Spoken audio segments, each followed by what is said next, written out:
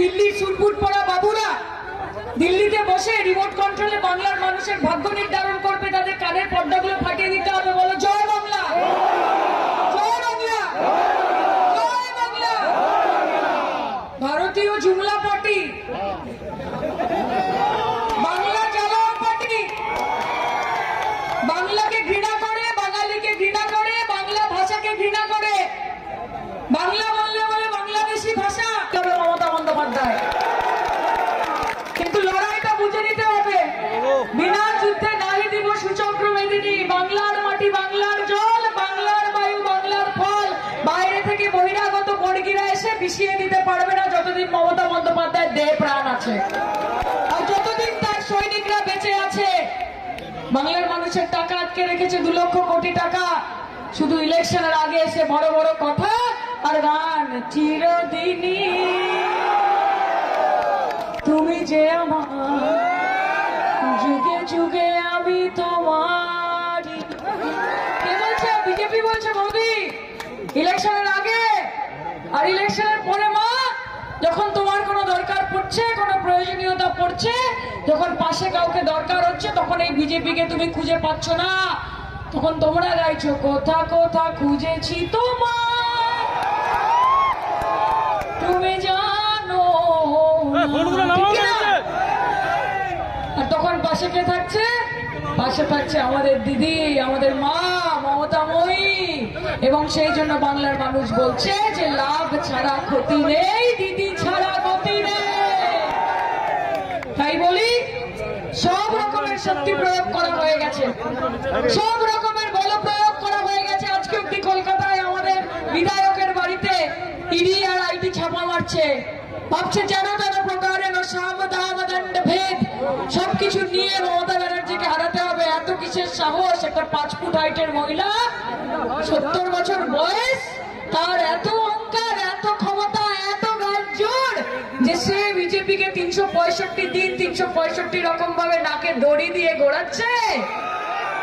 এই জন্য রাগ। তাও বলি ইডি ব্যবহার করে নিয়েছো, সিবিআই ব্যবহার করে নিয়েছো, আইটি ব্যবহার করে নিয়েছো, ইলেকশন কমিশন ব্যবহার করে নিয়েছো, সবাই সংঘবদ্ধ হয়েছে আমাদের দিদির ভেতরে। তার মধ্যে জেনে রাখবে যে তোমার আছে কোটি কোটি টাকা, কারি কারি ক্ষমতা, তোমার আছে কোটি কোটি টাকা, কারি কারি ক্ষমতা, আর আমার আছে হাওয়াই চটি সাদা শাড়ি, একটাই মমতা।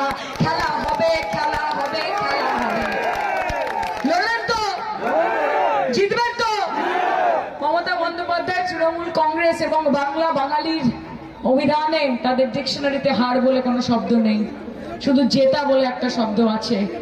আর আমরা এখানে ভেদাভেদের রাজনীতি করতে আসিনি, ধর্মের রাজনীতি করতে আসিনি, মেরুকরণের রাজনীতি করতে আসিনি। আমরা বলি যে তু হিন্দু বনেগা না মুসলমান বনেগা, ইনসান কি औलाद है ইনসান বনেগা। মানুষের মতো মানুষ হবে, মানুষের জন্য কাজ করবে। আর Trinamool Congress, TMC, T for temple মানে মন্দির, এম ফর মস্ক মানে মসজিদ, আর সি ফর চার্চ মানে গির্জা। মন্দির, মসজিদ, গির্জা সকলকে নিয়ে তৃণমূল কংগ্রেস আগামী দিন পথ চলবে, সারা জীবন চলেছে।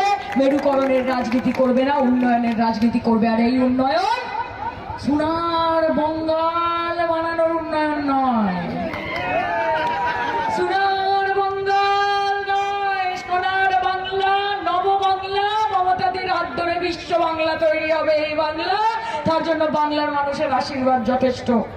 তাই বলি যারা বলছেন যে মমতা বন্দ্যোপাধ্যায় ধর্মের বীজ বপন করেছে, তাদের একটা কথা বলতে চাই যে কান খুলে শুনে রেখো, কে উনসে না পুছ কে উনকা কারোবার क्या है, के उनसे ना पूछ के उनका कारोबार क्या है, नफरत के बाजार में मोहब्बत की दुकान लगाई है।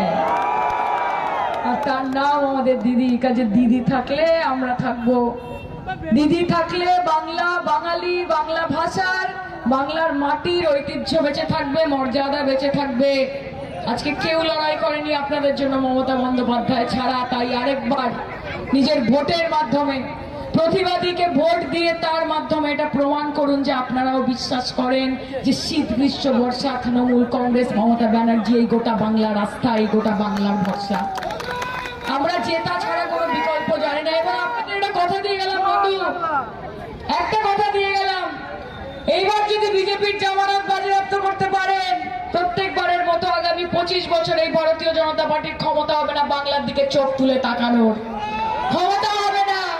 কাজে अब की बार यमुना पार भेजेंगे, अब की बार यमुना पार भेजेंगे। दिल्ली का लड्डू खाया है आपने बीजेपी, और इस बार कोलकाता का मिष्टी दोई और रसगुल्ला और राजभोग खिला के वापस भेजेंगे आपको। তাহলে